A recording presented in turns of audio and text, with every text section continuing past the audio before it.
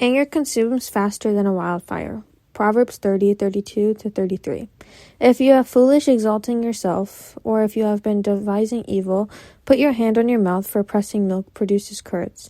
Pressing the nose produces blood, and pressing anger produces strife. Anger consumes people extremely quickly, much faster than a wildfire burns through dry forest. As stated in Proverbs 30:32-33, if you have been foolish exalting yourself, or if you have been devising evil, put your hand on your mouth, for pressing milk produces curds, pressing the nose produces blood, and pressing anger produces strife. Giving and receiving anger responses only creates strife and friction, which ultimately leads to confusion and evil behavior. However, wise men and women attempt to be peacemakers. Instead of turning to anger, they defer anger and overlook the offenses of others. Those people of wisdom are glorious and great, ruling their spirits and responding to the world through slow wrath. Moreover, enraged people are vulnerable to all kinds of evil, which highlights the significance of wise management of frustration and annoyance.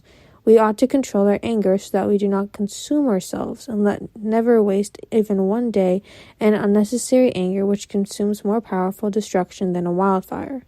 Life is short and should be spent in joy, peace, and kindness rather than bitter anger and wrath. If we choose to live in harmony, the divine predicament will be filled with joy of the Lord, peace from heaven, and the unconditional love of Christ. We will emulate unity, understanding that Christ has made us one body, and this way of thinking, speaking, and being is described and exemplified in the Bible. Apathy for scriptural guidance leads to outrageous lifestyles. Obedience to the scripture leads to abundant life. Each day we must meditate on biblical insight, allowing it to move and mold our hearts systematically. Our lives will then follow, moving with the church community and personal growth, reflecting the divine to all around us.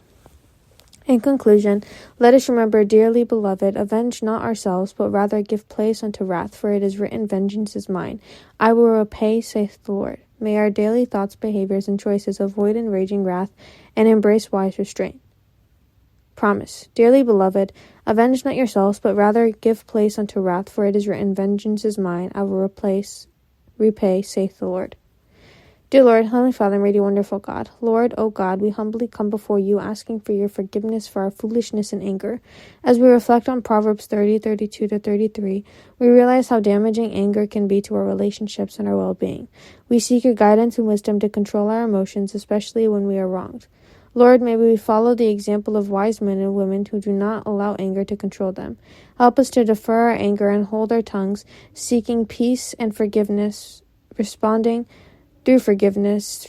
Your scripture reminds us that we are slow to wrath, and your grace provides the strength we need to overcome any temptation to anger.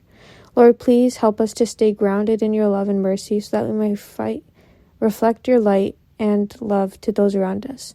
May we never forget the vengeance that belongs to you, so we can let go of everything in our past that causes us anger or frustration. Let us trust in your provision and protection, maintaining peace with ourselves and others. In Jesus' holy name I pray, amen. Have a blessed day, and God, and talk to you tomorrow.